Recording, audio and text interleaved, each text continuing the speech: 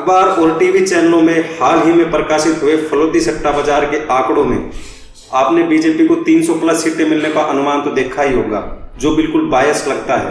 और फलोदी सट्टा बाजार दावा कर रहा है कि इस बार भाजपा को 301 से 304 सीटें मिल सकती हैं। वहीं एनडीए गठबंधन की बात की जाए तो इसको 346 से 360 सीटें मिलती हुई दिखा रहा है।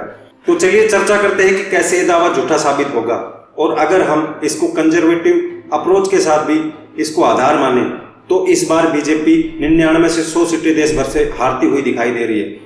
तो नमस्कार दर्शकों, मैं सचिन यादव चुनाव पर चर्चा इस खास प्रोग्राम में आपका हार्दिक स्वागत करता हूं। और हमेशा की तरह इस चुनाव पर चर्चा करने के लिए हमारे साथ सर पुरुषोत्तम वशिष्ठ जी हम मौजूद हैं।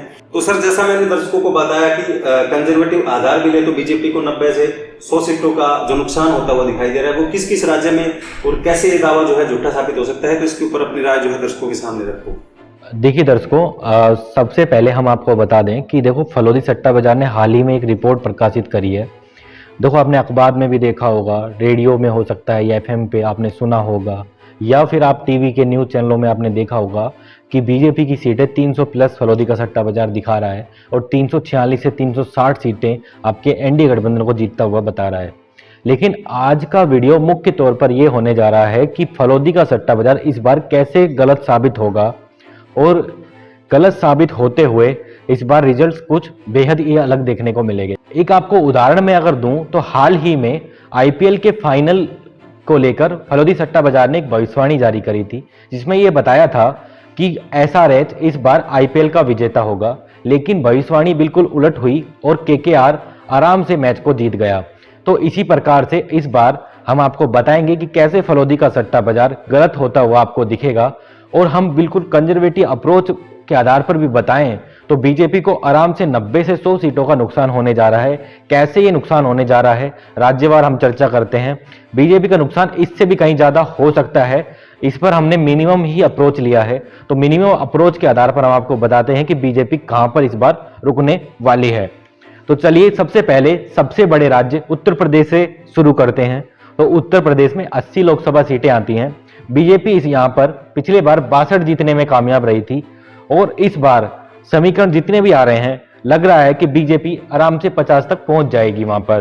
तो फिर भी अगर देखें तो पिछली बार अगर मिनिमम टू मिनिमम ले रहे हैं तो पिछली बार से बीजेपी को 12 सीटों का नुकसान सीधा सीधा उत्तर प्रदेश में होता हुआ दिख रहा है। वहीं मैं अगले राज्य की बात करूं तो वो है राजस्थान, और राजस्थान में 25 की 25 सीटें आपके लगातार बीजेपी जीतती आई है, 2014 हो या 2019 हो दर्शकों। लेकिन इस बार ऐसा लग रहा है कि बीजेपी को कम से कम मिनिमम टू मिनिमम भी लें तो 5 सीटों का नुकसान तो होता हुआ यहां पर भी दिख रहा है। यानी कि 20 सीटें अगर निकाल लेती है बीजेपी, फिर भी 5 सीटों का नुकसान करीब करीब होगा। तो इस हिसाब से अभी तक का जो समीकरण हो गया 17 सीटों का, तो सिर्फ 2 स्टेट में ही नुकसान हो चुका है इस प्रकार से।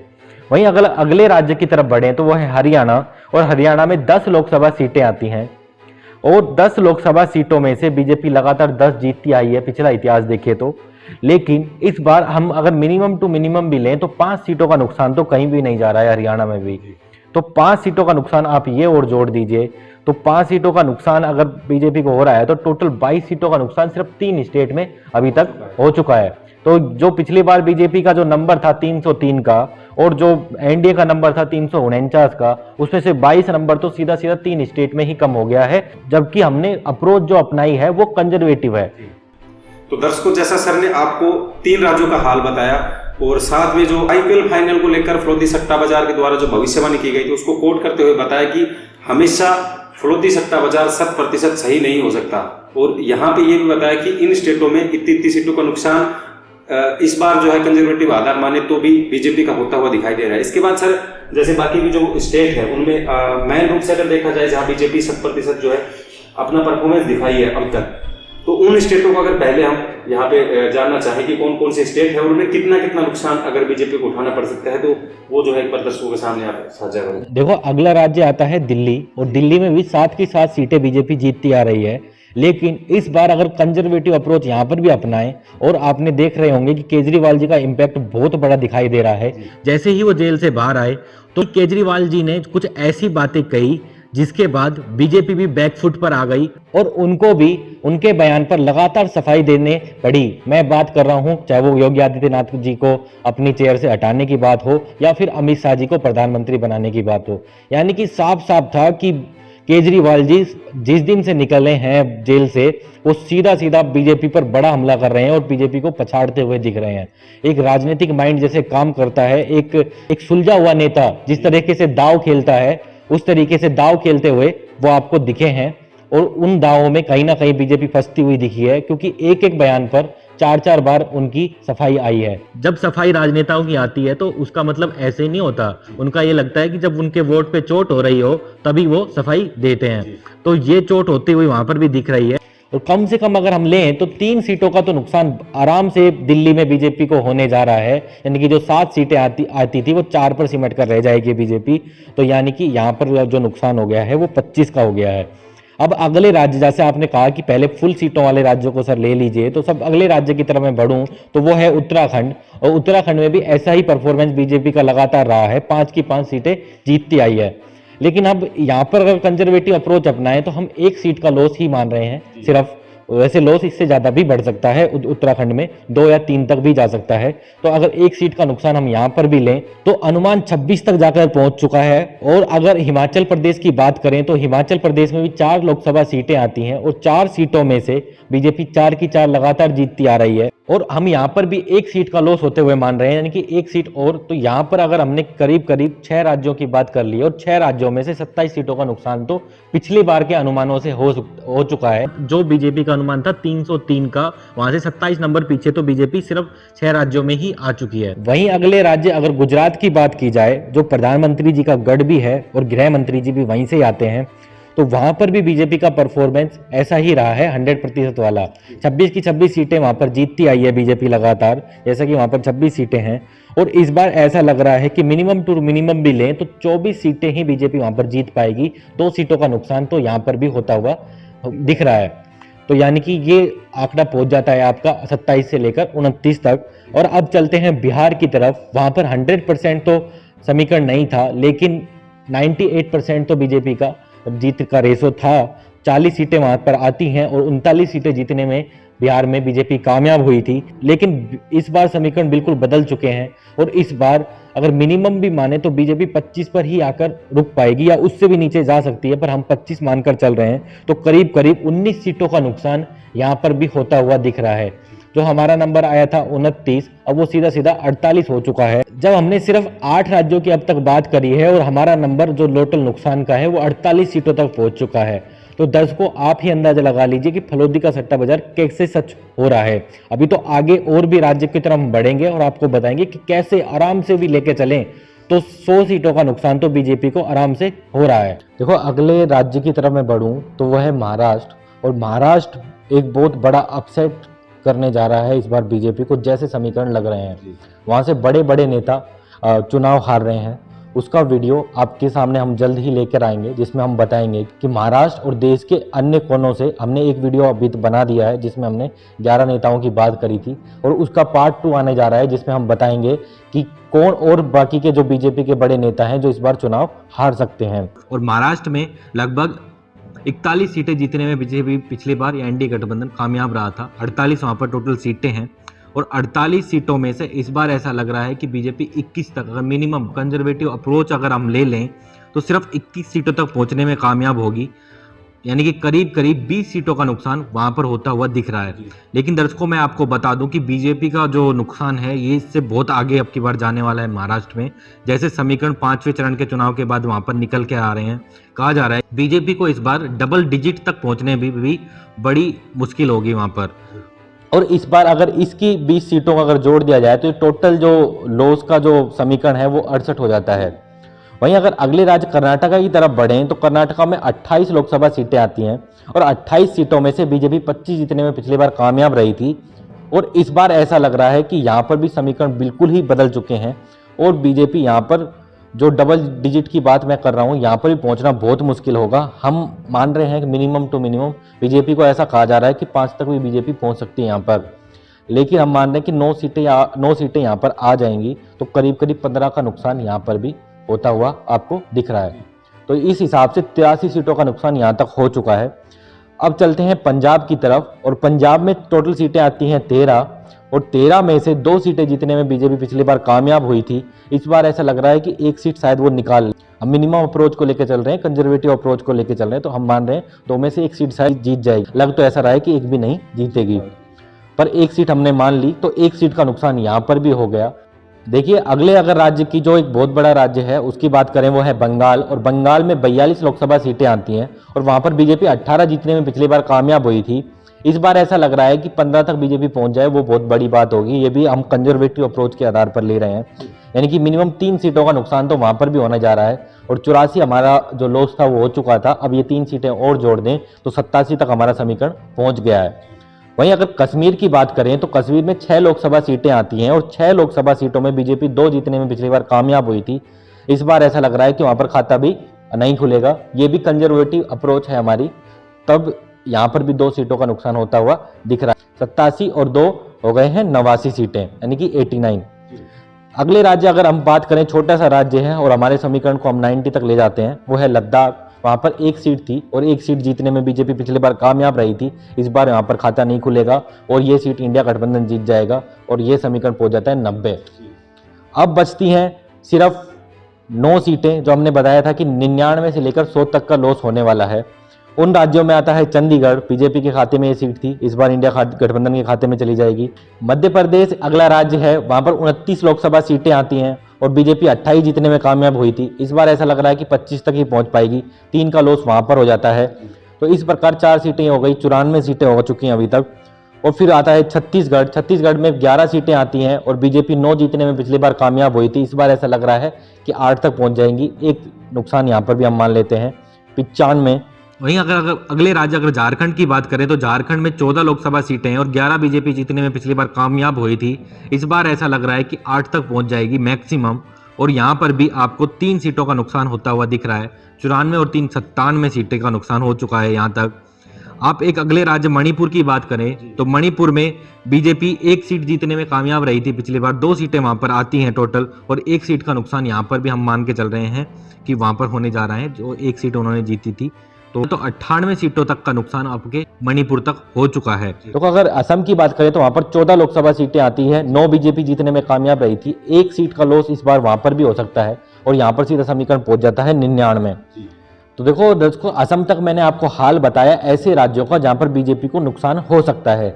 अभी तक मैंने आपको सिलसिलेवार तरीके से बताया कि कैसे 99 सीटों का तो नुकसान आराम से होता हुआ दिख रहा है, यानी कि 99 100 सीटों का आंकड़ा आराम से पहुंच सकता है। और बीजेपी का जो नंबर पिछली बार 303 आया था, वो 303 नंबर सीधा सा घटकर 100 सीटों का अगर हम कम कर दे तो 202 तक आ जाएगा। वहीं अगर इंडिया गठबंधन की भी कुछ सीटें कम होंगी इस बार, ऐसा तो नहीं है कि पिछली बार वाले समीकरण से वापस से रिपीट कर देंगे वो। अगर एनडीए गठबंधन के पास करीब करीब आपकी 46 सीटें थी, तो 46 में हो सकता है 2-4 सीटें उनकी भी कम होंगी इस बार। तो जो फलोदी सट्टा बाजार ने जो समीकरण जारी करा है वो बिल्कुल गलत, इस आधार पर बिल्कुल गलत साबित होता हुआ दिख रहा है।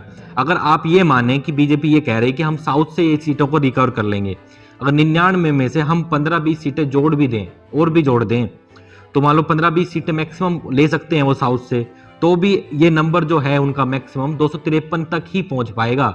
यानी कि जो 300 का जो आंकड़ा बताया जा रहा है वो आंकड़ा पहुंचना इस बार इम्पॉसिबल बिल्कुल लग रहा है।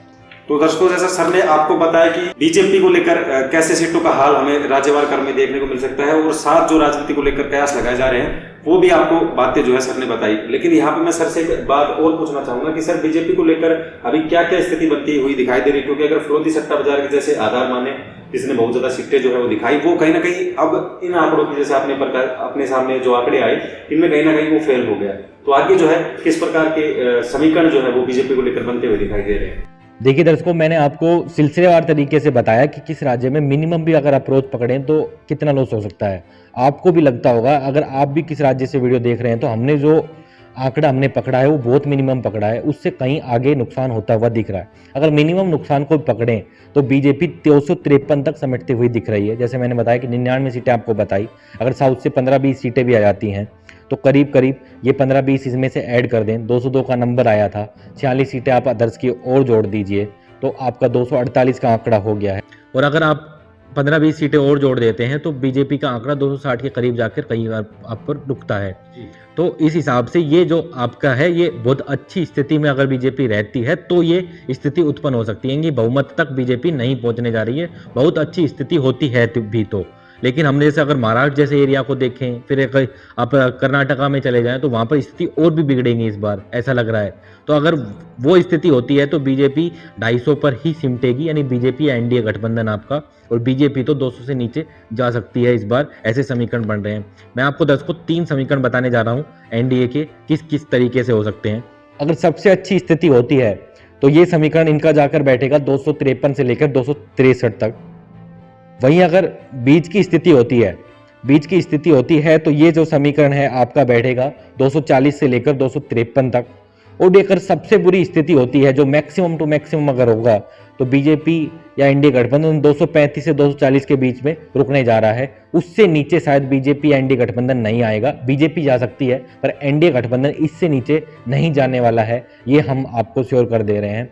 जो लोग कह रहे हैं 150 पर रुक जाएगा या फिर 180 पर रुक जाएगा, वैसा कुछ नहीं होने वाला है।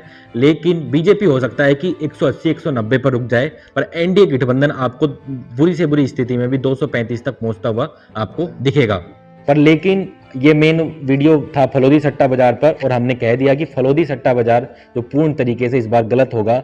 और अगर आधार लें, उदाहरण आपको मैंने बताया, आपके आईपीएल मैचों के फाइनल का जो भविष्यवाणी है वो गलत हो चुकी है, और लग रहा है अब इस सीरीज में दूसरी बड़ी भविष्यवाणी उनकी गलत होने जा रही है। तो दर्शकों, ये थी तमाम राजनीतिक चर्चाएं जो सर ने आपके साथ साझा की, और आपको बताया कि किस प्रकार ये जो फलोदी सट्टा बाजार मीडिया और अखबार में लगातार फलोदी सट्टा बाजार के नए आंकड़ों को प्रकाशित कर रहा है, इनमें कहाँ त्रुटि देखने को मिल सकती है। और सर ने आपको ये भी बताया राजीवार तरीके से कि अगर मिनिमम से मिनिमम सीटों का नुकसान भी अगर बीजेपी को लेकर देखा जाए तो इस बार बीजेपी का, जैसे कि हमने भी चर्चा सर काफी बार कर ली है इस चीज के ऊपर, कि बीजेपी को तो नुकसान इस बार होता हुआ दिखाई दे रहा है, क्योंकि इंडिया गठबंधन मजबूत पक्ष के रूप में उभर रहा है देश में। तो अगर वो सीटें जीतेगा तो किसी ना किसी पार्टी को तो उठाना पड़ेगा, और सत्तारूढ़ पार्टी को ही इसका सबसे ज्यादा नुकसान। देखो, मुख्य रूप से बात यही है ना कि देश में 2 ही पार्टियां हैं अभी, एनडीए और इंडिया। तो अगर इंडिया को अगर सीटें आएंगी तो कहाँ से जाएंगी? एनडीए से ही तो जाएंगी। तो मतलब अगर वो जाएगी सीटें तो नुकसान एनडीए का ही होने वाला है। तो दर्शकों, जैसा सर ने आपको बताया, आप हमारी राय से सहमत हैं तो नीचे आप हमें कमेंट करके बताएं, और आप अपनी राय उस कमेंट में रख सकते हैं और आप हमें बता सकते हैं कि इस बार सरकार को लेकर आपकी क्या राय है। इसी के बाद सर जो है आपको कुछ, सर आप जो है अपनी राय दर्शकों के साथ रख दो। देखो, वीडियो के अंत में हम कह देते हैं कि हम इन आंकड़ों की पुष्टि नहीं करते हैं। फलोदी सट्टा बाजार ये हमारा एक तरीके से हमारा अनुमान और आकलन है। आप हमारे आकलन से सहमत हैं या असहमत हैं, बताइएगा नीचे कमेंट बॉक्स में। और आप ये बताइए कि फलोदी सट्टा बाजार का जो अभी आंकड़ा आया है, क्या आपको भी बायस्ड लग रहा है या वो आपको ऐसा लगता है कि वो बीजेपी की तरफ झुका हुआ है? वैसा कुछ नहीं होने जा रहा है, तो कमेंट बॉक्स खुला है, नीचे अपनी राय जरूर लिखकर बताइएगा। साथ ही दर्शकों, हमारे चैनल को अभी तक 97% लोगों ने देखो सब्सक्राइब किया हुआ है, तो आप चैनल को सब्सक्राइब कीजिए, जिससे हमारा परिवार जल्दी से जल्दी 3 मिलियन तक पहुंच जाए। साथ ही अगर आपको हमारा काम पसंद आ रहा है और आप हमें सपोर्ट करना चाहते हैं, नीचे आपको एक थैंक्स का बटन मिलेगा, जहां पर जाकर आप हमें आपका सपोर्ट भेज सकते हैं। तो दर्शकों, अगर फिलहाल जैसे सर ने आपको बताया और बहुत सारी बातें जो है हमने इस प्रोग्राम में कर ली, वीडियो जो है बहुत ज़्यादा लंबी हो चुकी है पहले ही। फिलहाल जो है अगर ये वीडियो आपने यहाँ तक देख ली है तो इसको लाइक जरूर कर दो। साथ में सर ने बताया कि चैनल को 97% लोगों ने चैनल को अभी तक सब्सक्राइब नहीं किया, तो जाके यार उसको सब्सक्राइब भी कर लो। और साथ ही थैंक्स के बटन का यूज करते हुए आपका सपोर्ट हमें भेजना ना भूलें। फिलहाल जो है इस प्रोग्राम में हम चाहते हैं जाने की इजाजत। इस चुनाव पे चर्चा प्रोग्राम में मैं था आपका होस्ट सचिन यादव, और हमारे साथ हमेशा की तरह थे सर पुरुषोत्तम वशिष्ठ जी, जिन्हें आपको तमाम जो है चुनाव की जानकारी आपके साथ साझा की। मुलाकात होगी ऐसे ही चुनाव से जुड़ी और रोमांचित जानकारियों के साथ। तब तक के लिए धन्यवाद। जय हिंद, जय भारत। ऐसी ही और खबरों से हमेशा अपडेट रहने के लिए चैनल को सब्सक्राइब कर लीजिए, और वीडियो पसंद आया हो तो लाइक और शेयर करना ना भूलें।